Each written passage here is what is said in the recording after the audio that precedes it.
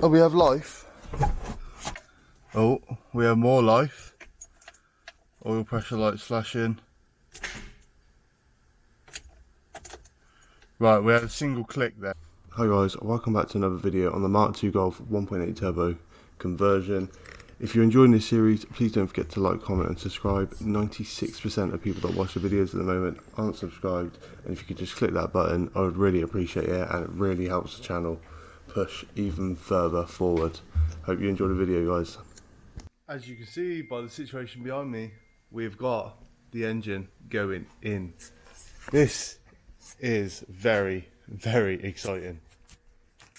So what's going on? Basically, old engine's out, whole loom's out. I've not removed that booster. I'm going to try my luck with these harness cables, but we'll see how it goes. I need to take the wheels off because I'm going to lower the car right down to the floor so I don't have to lift the forklift very high. So I need to get the front and the rear wheels off, and then we can get moving and try and get this engine sort of mounted up. I was going to put a couple of straps around like here and then like lower it down, which I might have to do, but it'll be easier to do that when the car is basically on the floor. So let's get those wheels off right now. Right guys, I think it's about time we give you an update. We're so close. We're so close. It annoys me that the car looks pink on the camera. It's not, it's actually like quite a deep red. We've got a couple of bolts in this back left engine mount. The back right engine mount is broken, as you have seen before. And now I'm just figuring out all of this sort of thing at the bottom so we can get one in that front engine mount. Basically is where we're at. Yeah, I'm not really too sure what to do because to get that engine mount back in, we need like that thing over there in. See the spray bottle thing to the left. So I'm just debating what is the best way around this. Ignore my little setup, I'm making do with what I've got. Dare I say it, but this is going quite smooth. Basically, all lines up nicely. It helps that I've bought a conversion kit that's been out of a 180 swapped vehicle, which is good. Excuse my eyes, it's so bright. It's like raining, but the clouds are so bright. Yeah, so actually running really well. Hopefully, we'll be able to turn it over today. We won't be able to drive it because we haven't got the gear linkages, but hopefully turn it over at least. That would be so cool. But I'm going to do a little bit more work. Let me go show you what we've got in progress. So coming down the near side, so that's the mount that's broken, so we can't mount it off of that at the moment. You can see it's split snaps. We've got a couple of bolts in that mount down there. You can see that one at the top isn't actually done up whatsoever. But now to support the engine is this mount here. So like realistically I need to get this like lower bar back on so I can support the engine, so I can take the forklift out, I can take the pallet out, and then I can start tucking the loom everywhere it needs to go. So basically that's what I'm going to be doing. They're held on by these bolts here, up here. And then, yeah, that's how it goes basically. Easy as that. Well, supposedly as easy as that. It's actually been a hell of a lot easier than I thought. If I was doing this from scratch, it might be a little bit harder, but I've already got a little bit of an idea. Obviously, this swap has been around for like many years. There's a reason everybody does it, and I can't wait to find that out. So here it is in all of its glory. We now need to sort everything out. This is crazy. So we know these two go down here. We know that. Unless for whatever reason they go outside, which I can't imagine they do. I see another grommet here, so I don't know where that goes. I'm going to guess up here. This goes up here because this is the ECU plug. Sits over there. So basically, I've got a long, boring and shit process now of getting all this tied up, and it's going to be difficult. And it's going to be time consuming. You can see that I've got that throttle body smashed. Need to put a new throttle body on it, but that is fine. Already knew about that when I picked the car up, so we're laughing. We're laughing. So now I just got to crack on. Wish me luck. It's been about 40 minutes, and through the camera it probably looks the exact same. So I've established this is the near side light set, a couple of broken plugs, but that's fine. We've got a whole another wiring loom to get plugs off. This is the offside lights. I've got a harness up through here. I did some damage up here because I couldn't get them through, so unfortunately that has taken some collateral damage. So that is that up there. We need to try and get these plugs down there. So I was talking about taking the brake servo or brake booster off, but with the engine in, like, there's barely like any space down here anyway, let alone to try and get that off. So I mean, look at that clearance, none. That's with just the standard brake booster on. So absolutely screwed and trying to get anything else on it. I don't know what this pipe's for here. Oh, that's oil. There's 2 oil. I don't know. Or it could be coolant actually. Yeah, I'd say that's coolant. But you can see down here we're all in. I don't know if I should have put the downpipe on first or not. But that doesn't matter. What does matter is getting these wiring looms in here. Wish me luck. So guys, let's have a little catch up where we're at. So this is what the engine bay is looking like right now.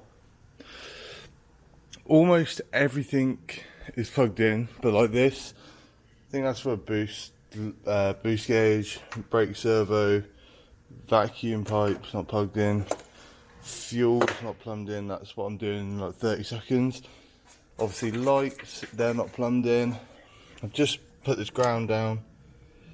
There's a random plug here that I have no idea what goes to it. That's for an oil pressure gauge.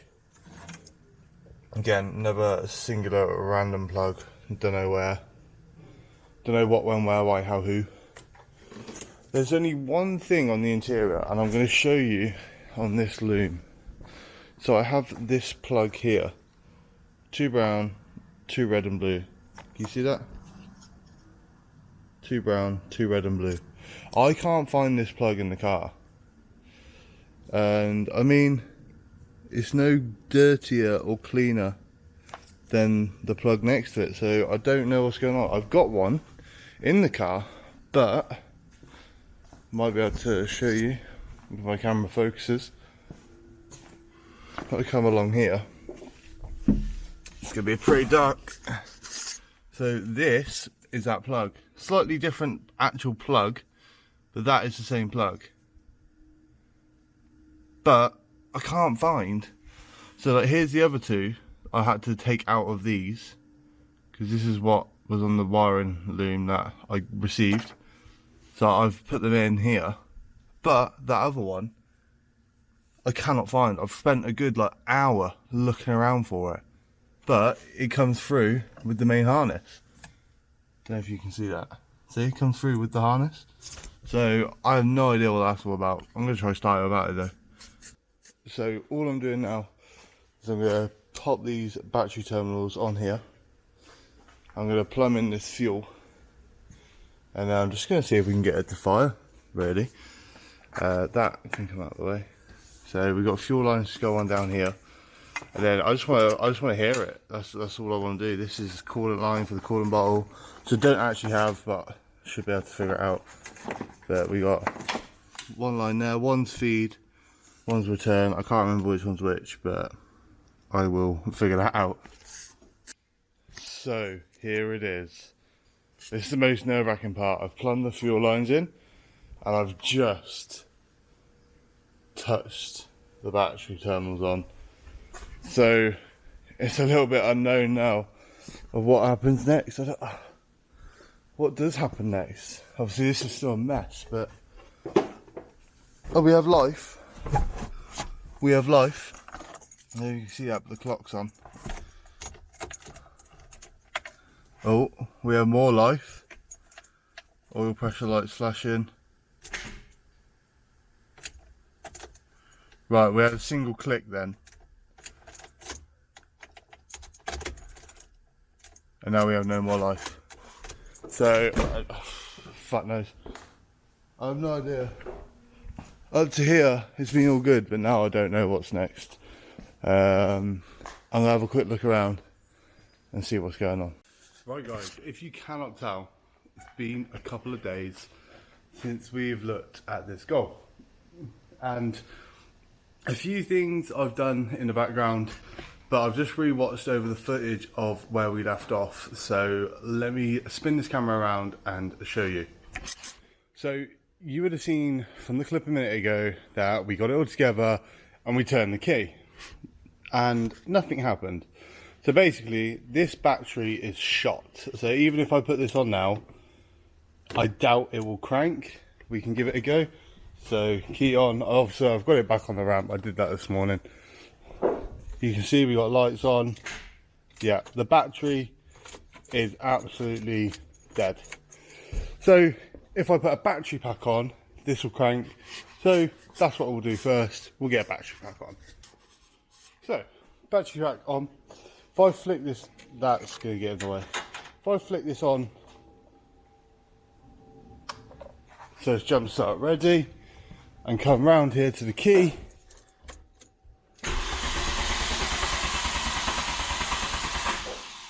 We have crank.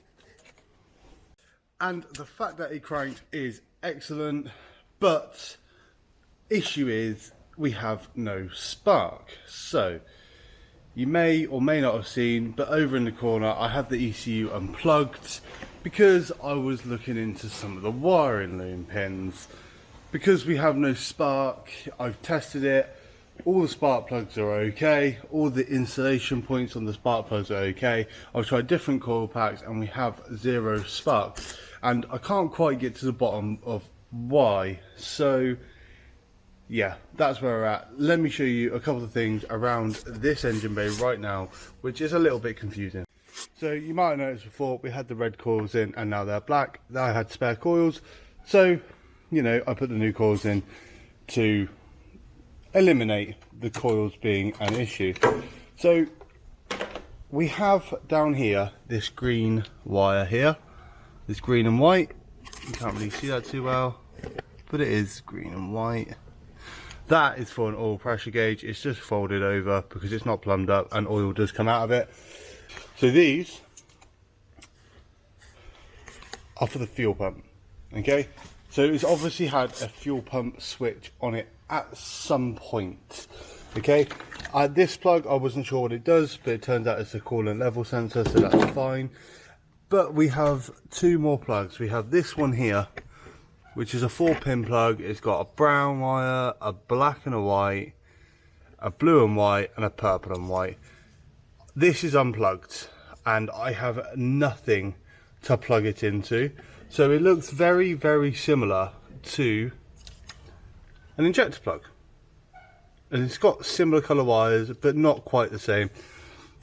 So I don't know how well you can see that, but an injector plug has a white and a brown, yellow and brown, a black and purple, and another black and purple.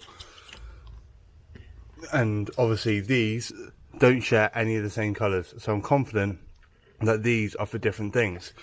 So here I have torn the wiring loom back a little bit because I was tracing these black and white wires to learn what they were, until I found out that they were the fuel pump by pushing them together. However, like I said, this battery is toast and I've got nothing left on it. So that is that. So we got a fuel coming through, but we haven't got any spark, and now we need to find out why. I don't know if I mentioned, but this is a can high and low, and this little weird auxiliary port looking jack point. So that's a can high and a can low, which goes up to the ECU up here, which again I said I've got unplugged because I was looking at the pinouts for it.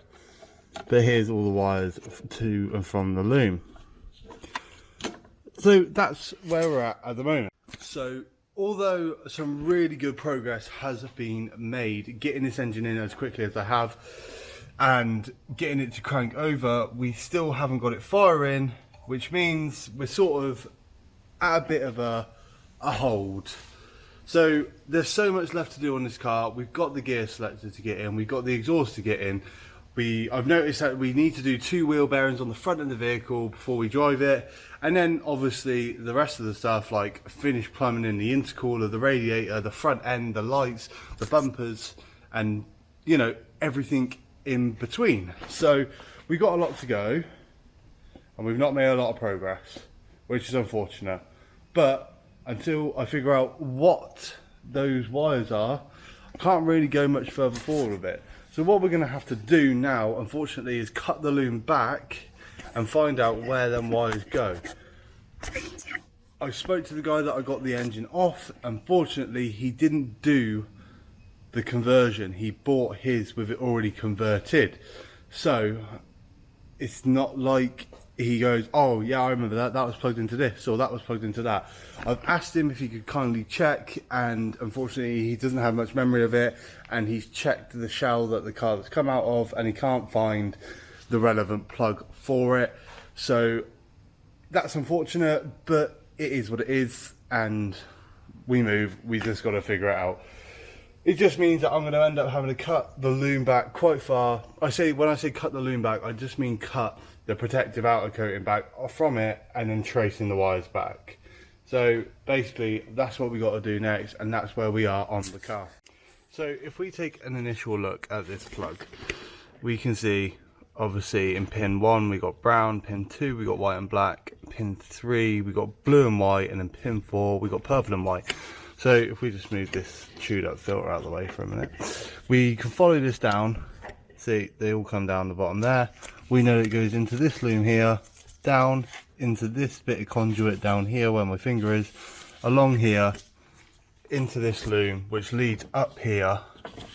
I've got loads of crap up here, which leads up here, and that is for the ECU harness. That harness goes to the ECU. So basically what I'm going to have to do now is either find out what pins on the ECU lead to here, which I can do a continuity check by putting one end of my multimeter in here, one end in the pin that I believe it goes to, and checking for continuity, then checking the pin outs, and then I can figure out what this plug's for. So let's do a little bit of time lapse of me trying to figure it out. So I've just moved the ECU out of the way, and before we get into having a look, ignore this, I need to clean it. Let me show you this. So this is the main ECU plug, and if I can try and focus, I don't know if you can see, but above each wire there is a number. So far left is 1, far right is 18, then it goes from 19 to 36. And basically each one of these pins mean a different thing, and I can find on the internet a pin out diagram. So easiest way to show you something, so if we look at this here, I know that this is can high and can low. So you see there's a blue wire there and a grey wire above it. I don't know how well that's focusing. Not very well. The grey and blue. So if we come over to here and we look at pin number 8 and pin number 9, we have that same, sorry to focus on it, pin number 8 and pin number 9, we had that same blue and with that same grey wire. So if I go get my multimeter, I'll show you how I know that these two are linked. So I've got my multimeter. This is a pretty inexpensive multimeter. I'm pretty sure it cost me literally like 10 or 15 pounds. And what we're going to do is we're going to turn it to this one here down at the bottom where it has the ohm symbol, and you can see like a little speaker above it. And basically what that's going to do is, you see there, OL, that means open loop, and there's a speaker. So open loop means that these two prongs are making a circuit. So if we put these together, see how it's beeping? Because there's no longer an open loop. As soon as we remove them, open loop, touch them, we got a loop again. So what we're going to be doing, just so I can show you, is you see that blue one is on that post in the middle and the grey one is on the outside, and in there there'll be a prong in there which is attached to the blue one, and then the housing which is attached to the grey one. So what we're going to do is we're going to put a pin in this plug.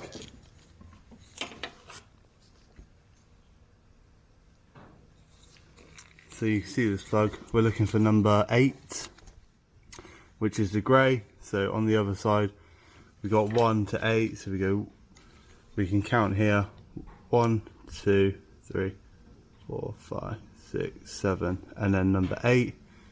So that is touching that pin, and then if I take this other one and touch it on the outside of there, you hear that beep?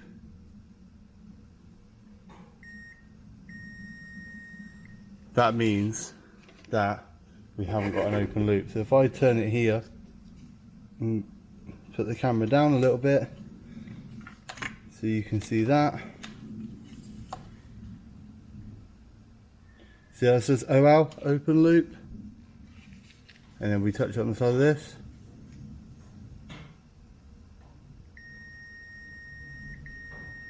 So them two wires are connected, which is good.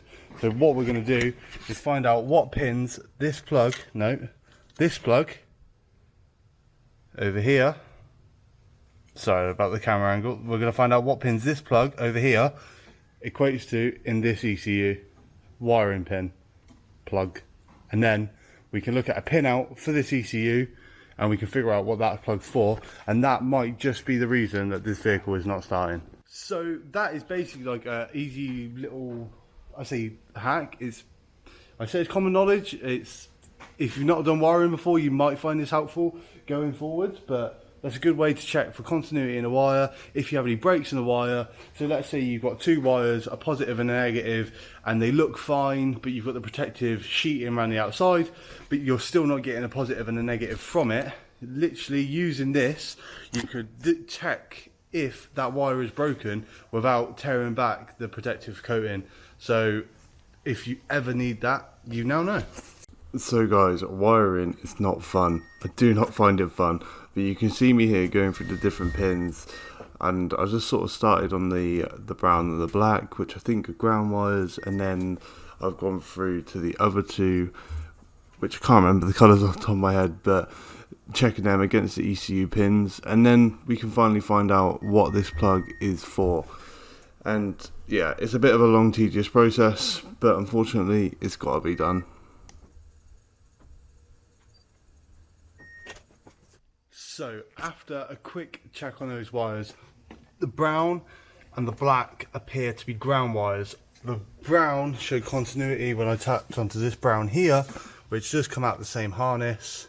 I don't know how well you can see that brown there, which I put as a ground point, and the black, I accidentally tapped it on this, which is connected to the engine back here, and it showed continuity, which means, well, I'm pretty sure the black is ground, which leaves these two wires here, blue and white, purple and white, and tracking it back to this ECU pin, they are in pins 29 and 30. I really can't get the focus on this. So they're in pins 29 and 30. So I need to figure out on a pin out of this ECU what pins 29 and 30 do. So I'm going to figure that out, and then let's get back to it. So I just looked at a diagram. Pin 29 shows cam signal. This doesn't run a cam sensor. The cam sensor has not been plugged in for a very long time. Pin 31 showed lambda. So my mind went ping. I've been seeing this photo from the ones that the guy sent me, and there was that plug had something in, but he couldn't remember what it was. But I read lambda and I went, ah, he's giving me the exhaust. And look what I found. A lambda sensor with the same coloured wires. So, worth giving it a shot. Let's plumb it together and see if we can start it.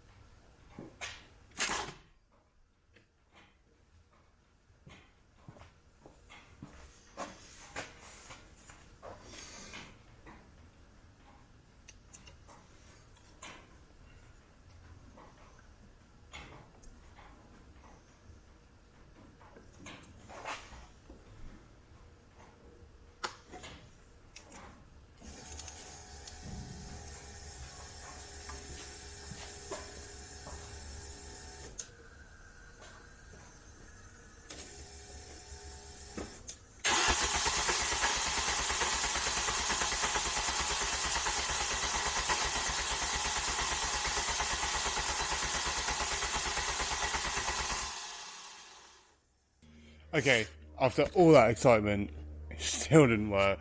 I know it's not in place, so it's not reading proper, but that is definitely the plug that come out of there, because I'll put a picture on the screen of the question that I asked this guy on Facebook, and we can clear it up. So basically, I'm narrowing it down to something to do with all this. It's pretty hot around here. Something's pretty warm in this area. Thing is the starter motor is very warm. So it's obviously got something to do with this and these two. I did find a switch with 3 posts on it, because this has got a grommet. So like, is this supposed to go down into the engine bay? Like, I don't know. Is all this meant to be on a switch? But then why is this so far back? Does that make sense? So like, a little bit of iffy on that situation. But again, that is how I'm going to call it for this episode. So we're making progress. Little bits, but we're making progress. We just need to do some troubleshooting now. I'm going to try and get over it onto the next week. If you've enjoyed this video, please leave a thumbs up and a subscribe. It is completely free to do so, and it helps me out massively. If you are like an expert in these 1.8 turbo swaps, then please drop me either a message or a comment with a bit of advice. We're all learning here, and this good thing about the car community is that we can all learn off each other. So if you're more knowledgeable in this area than I am, please just let me know. I'm always open to any advice, criticism, feedback. Please just let me know. I'm going to keep looking at this as and when I got the time to do so, and obviously filming it along the way. But that is how far we've got with this swap.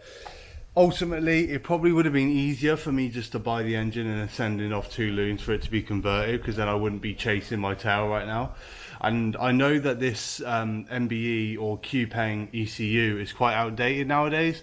So like, when these swaps first started to become popular, it was the easy way to do things.